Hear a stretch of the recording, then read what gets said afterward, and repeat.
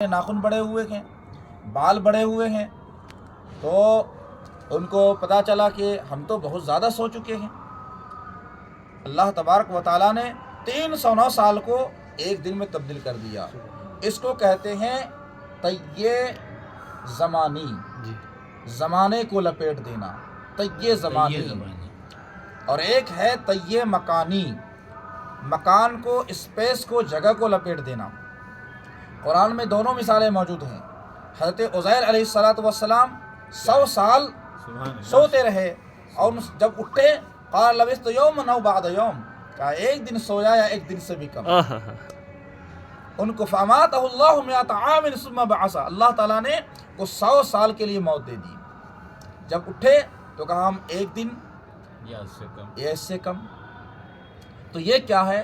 اللہ تعالیٰ جب چاہتا ہے زمانے کو لپیٹ دیتا ہے، 100 سال کے زمانے کو ایک دن بنا دیتا ہے۔ اسی طریقے سے 309 سال کو ایک دن سے کم میں تبدیل کر دیتا ہے۔ اس کو بولتے ہیں طیّ زمانی۔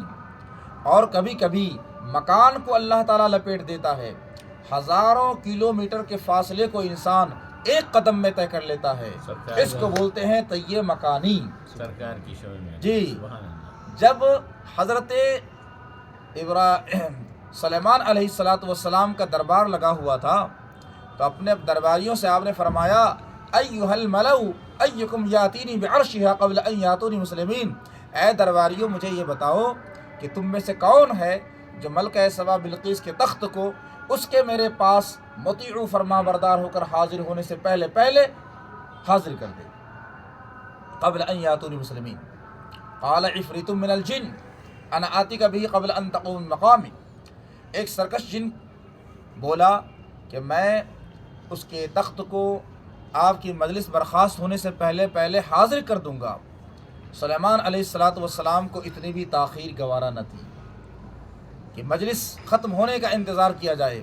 آپ نے فرمایا نہیں، اور پہلے لانے والا کون ہے؟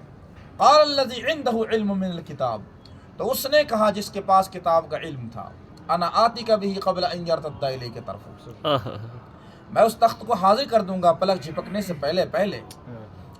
قرآن نے اس کا تعارف اس انداز میں نہیں کہا کہ اس کے پاس زہد تھا، اس کے پاس تقوی تھا، اس کے پاس نیکیاں تھیں، نہیں، قال الذی عنده علم من الکتاب، علم سے اس کا تعارف کرا گیا، جس کے پاس کتاب کا علم تھا اور علم معرفت رکھتا تھا، اس نے کہا میں پلک جھپکنے سے پہلے حاضر کر دوں گا، اور واقعی انہوں نے حاضر کر بھی دیا۔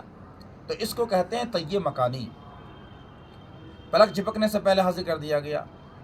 1800 کلومیٹر کا فاصلہ ایک آن میں طے کرنا۔ اگر قرآن میں اس واقعے کا ذکر نہیں ہوتا تو لوگ اولیاء کی کرامات کا انکار کر دیتے۔ قرآن میں آنے کے بعد اولیاء کی کرامات کا انکار کرنا گویا کہ قرآن کی آیت کا انکار کرنا ہو گیا۔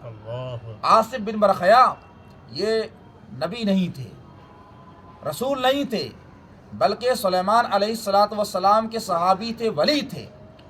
تو اس زمانے کے، ان کے دور کے ولی کا جب یہ پاور ہے کہ وہ ملکہ سبا کے تخت کو پلک جھپکنے سے پہلے حاضر کر سکتے ہیں، تو اگر امت محمدیہ کا ولی 12 سال کی ڈوبی ہوئی کشتی کو سرکار غوث اعظم نکال دیں، اس میں کون سی تعجب کی بات ہے؟ یا سرکار خواجہ غریب نواز پورے انا ساگر کو ایک کوسے میں بھر دے، اس میں تعجب کی کون سی بات ہے؟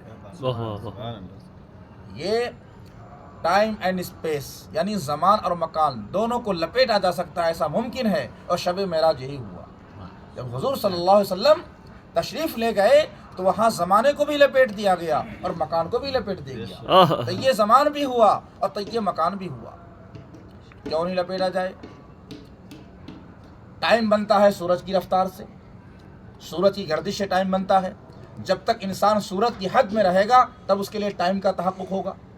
اب جب کوئی سولر سسٹم سے باہر چلا جائے، نظام شمسی سے باہر چلا جائے، تب ٹائم کہاں رہے گا اس کے لیے؟ البرٹ آئنسٹائن نے کہا تھا کہ کوئی انسان روشنی کی رفتار حاصل نہیں کر سکتا، ہاں روشنی کی رفتار اگر حاصل کر لے تو اس کے لیے ٹائم رک جائے گا، ٹائم ٹریول ہو جائے گا۔ یہ البرٹ آئنسٹائن جو امریکہ کا بہت بڑا سائنٹسٹ تھا، یہودی، اس نے کہا تھا۔ اس کی یہ تھیوری آف اسپیشل ریلیٹیوٹی کہی جاتی ہے، نظریہ اضافیت۔ روشنی کی رفتار کیا ہے؟